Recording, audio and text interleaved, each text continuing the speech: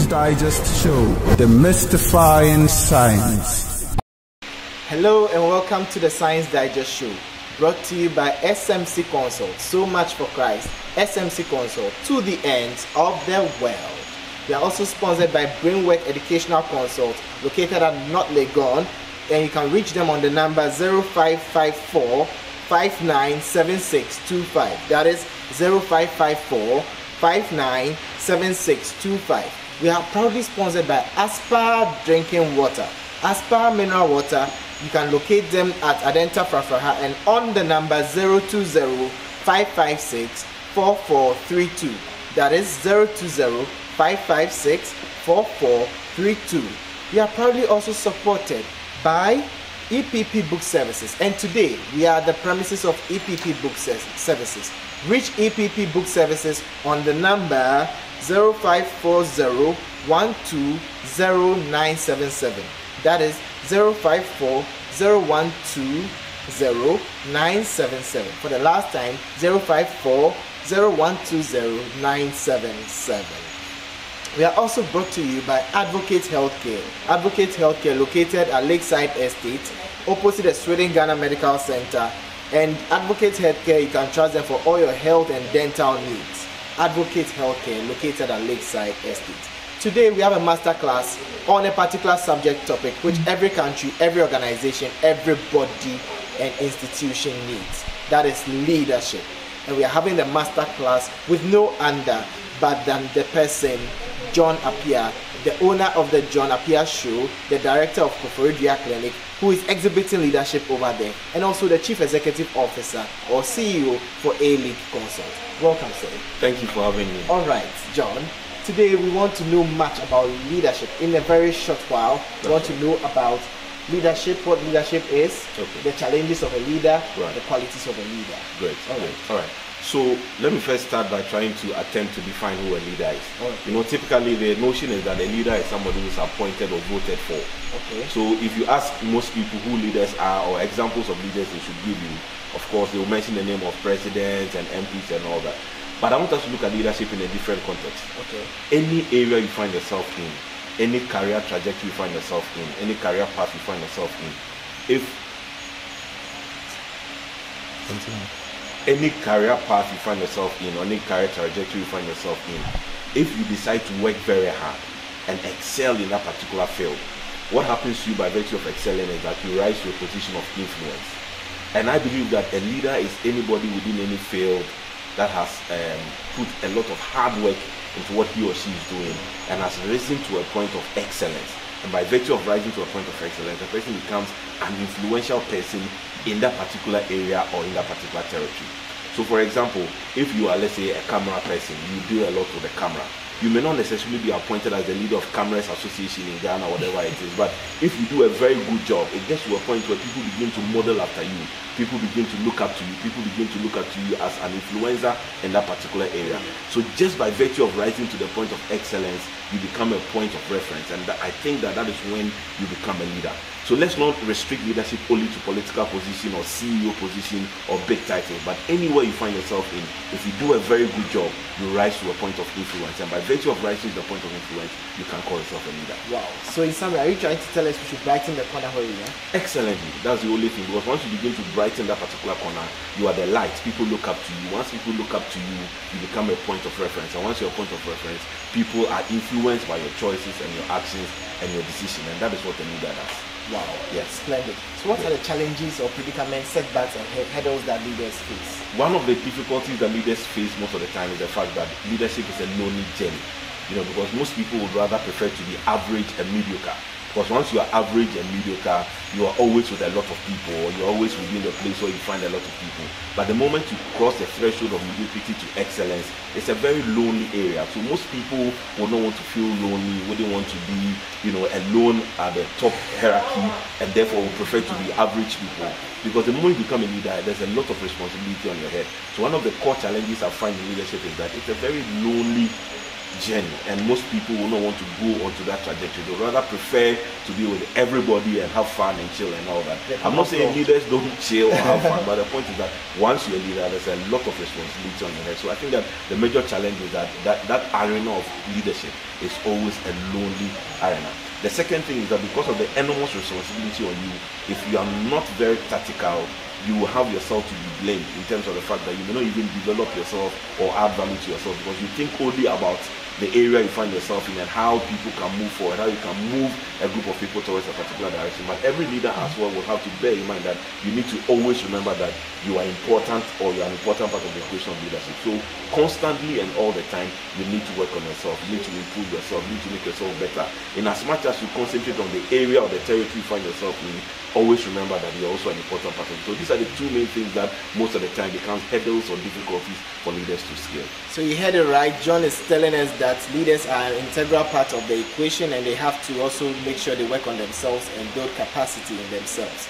Alright, so you're saying that leaders are faced with a lot of challenges and they have a lot of responsibilities, so sometimes it's like they have a lot to give. That's right. What are some of these responsibilities? First and foremost is the issue of leadership. People will look up to you for direction. People will look up to you for inspiration. People will look up to you as an example. So that's the very first thing that should come to your mind whenever you become a leader. Because once you're a leader, people will model after what you do.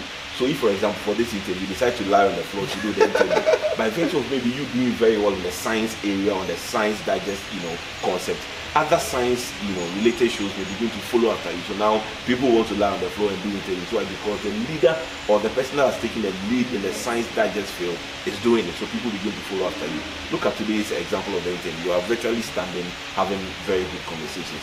It will surprise you to know that after a period of time, those who have been doing interviews sitting down will begin to model after you because you're a leader and an example. They'll begin to draw inspiration. Decide, okay, next time I'll show, we're not going to sit down, we'll stand and we'll talk, right? So as a leader, people are always looking up to you. People are always looking up to you to learn from you. People are looking up to you to pick after you and try to also do the things that you do. So that's the core thing you need to keep in your mind. Because the moment you get into the area of leadership, everything you do is public knowledge, one way or the other. You can no longer assume that, oh, I'm just having fun walking around doing anything. People are looking up to you because you're a leader in that particular field. So always keep that at the top of your mind. Once you're a leader, people will like to follow your example. People will like to do things that you are doing. So you need to keep that in mind and always work with that. I think this advice goes to everybody and even to myself. We'll wrap up very soon on the show because there's a short one on leadership by Masterclass, of course, with the famous John Appiah. We'll be right back. Stick around.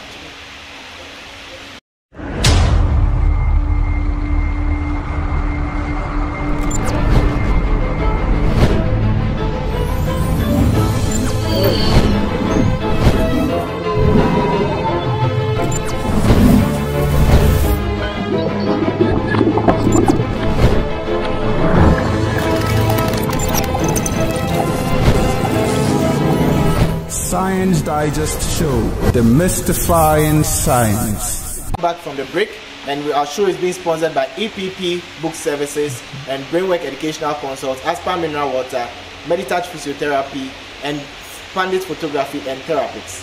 And also, we are also asked by SMC Consult. So much for Christ. You can reach SMC Consult on 054-859-3815. That is 054-859-3815. All right. To crown it all, John, what would you say about this saying?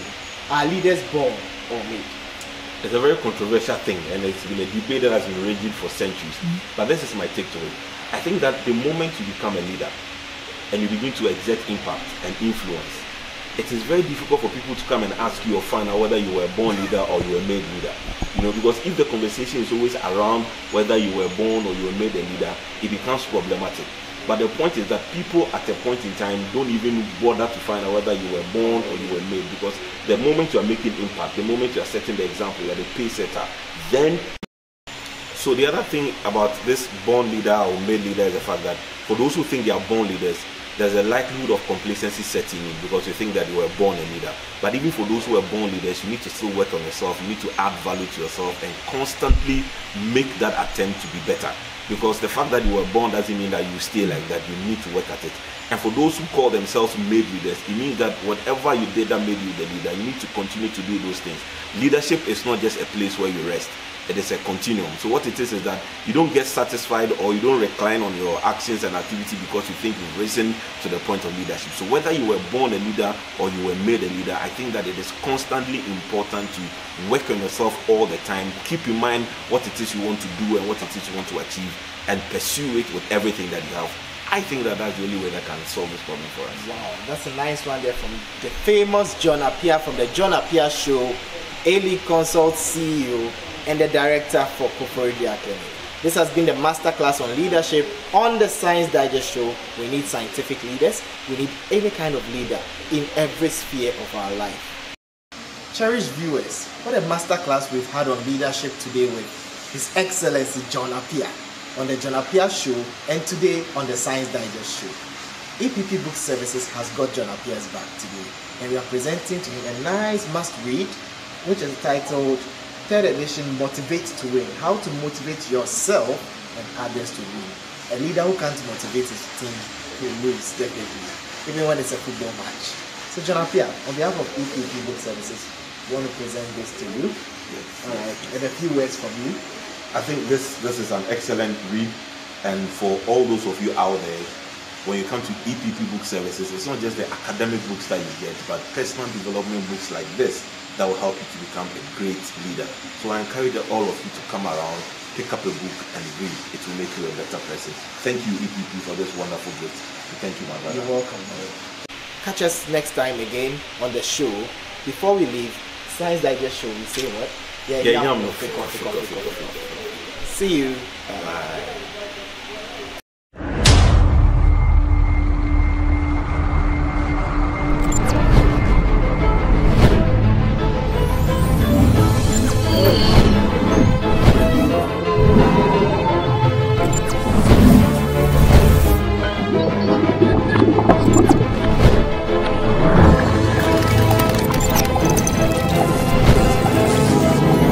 Science Digest Show, demystifying science.